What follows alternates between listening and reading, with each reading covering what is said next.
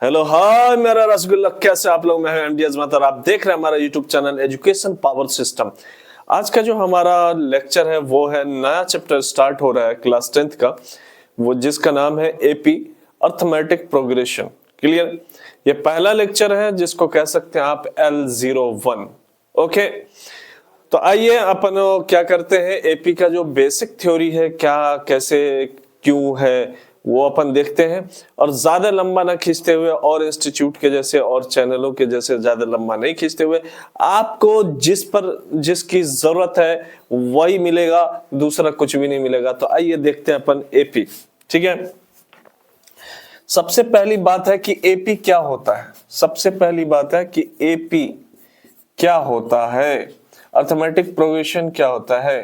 यदि कोई भी ऐसी श्रेणी जो इस प्रकार लिखी गई हो, लाइन में क्रमवत लिखी गई हो, और ये धीरे धीरे nवें पदों तक जाए, उसी को कहते हैं एपी। क्या कहते हैं? एपी कहते हैं। क्या है ये? एपी है। अब देखिए, जिसमें पहला नंबर पर जो संख्या होगी उसको अपन कहते हैं प्रथम पद। उसको अपन क्या कहते हैं? प्रथम पद कहते हैं, या उसको क्या कहते हैं? प्रथम पद। और उसके बाद जो अंतिम नंबर पर होता है उसको बोलते हैं अपन अंतिम पद। उसको क्या बोलते हैं? अंतिम पद। इससे ये पता चला कि प्रथम पद को A1 या कभी कभी A के नाम से भी जानते हैं। आप A1 लिखो या A लिखो, चॉइस इज योर्स। लेकिन जरूरत पड़ने पर कभी A1 का इस्तेमाल किया जाएगा, जरूरत पड़ने पर कभी A का इस्तेमाल किया जाएगा। ठीक है, अब आप देखिए, AN को अपन क्या बोले? अंतिम पद बोले। AN को क्या बोले? अंतिम पद। और इन्हीं पदों के बीच के अंतर को क्या बोलते हैं? D बोलते हैं। क्या बोलते हैं? D। इन्हीं पदों के, इन्हीं सारे पदों के बीच के अंतर को अपन क्या बोलते हैं? D बोलते हैं। समझ में आ रही बात? इन्हीं सभी पदों के बीच के अंतर को क्या बोलते हैं? D बोलते हैं। ठीक है, तो D बोलते हैं, तो D को क्या बोलते हैं?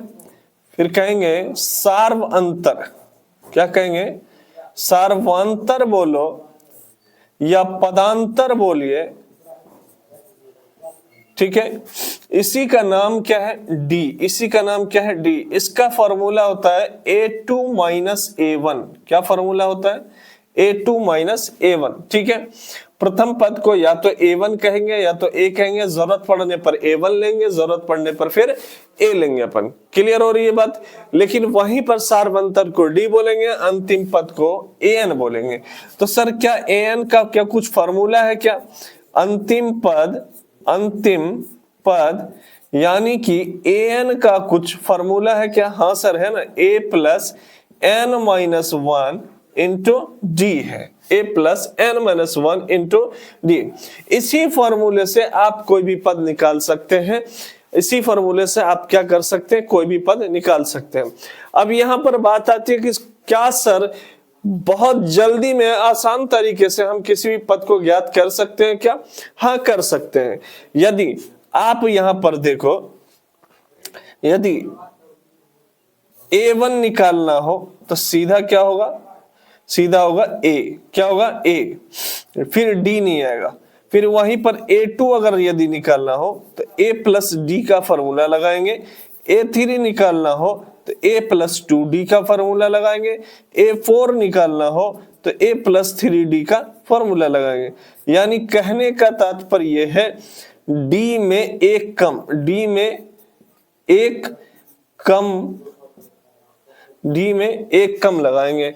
अगर मान लीजिए A10 निकालना हो तो A प्लस 9D फॉर्मूला लगाएंगे, मतलब D में एक कम लगाएंगे। ठीक है, तो इसका मोटा मोटी जो पहले एक्सरसाइज के जो थ्योरीज हैं वो अपन कर दिए हैं। समझे, ज्यादा लंबा नहीं गए हैं। एपी क्या होता है सर? एपी इस प्रकार के होते हैं, इसी को कहते हैं समांतर श्रेणी। हाँ, पहले नंबर पर जो संख्या होती है उसे प्रथम पद कहते हैं। प्रथम पद को कभी A1 के नाम से भी जानते हैं, कभी A के नाम से भी जानते हैं। अब देखिए, इस फॉर्मूले किसी भी पद को निकालने के लिए अपन A यूज कर रहे हैं या A1 यूज कर रहे हैं? तो सर A यूज कर रहे हैं, लेकिन D निकालने के लिए A1 इस्तेमाल कर रहे हैं।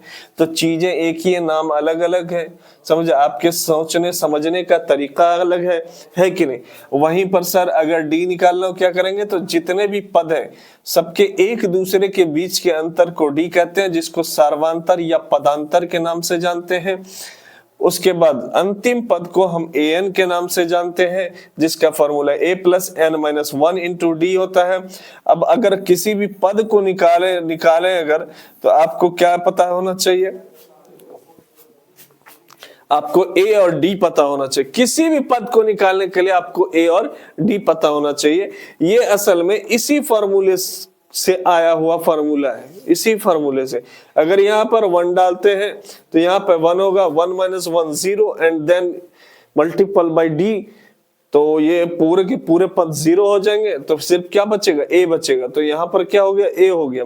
अगर यहाँ 2 डालते हैं तो यहाँ भी 2 डालना पड़ेगा, तो 2 में से 1 गया, 1 को d से गुना करेंगे d, तो a प्लस डी आएगा। आ रहा है कि नहीं आ रहा है, तो इसी प्रकार है। अब देखते हैं अपन कुछ उदाहरण है, कुछ उदाहरण अपन अगली वीडियो में देखते हैं।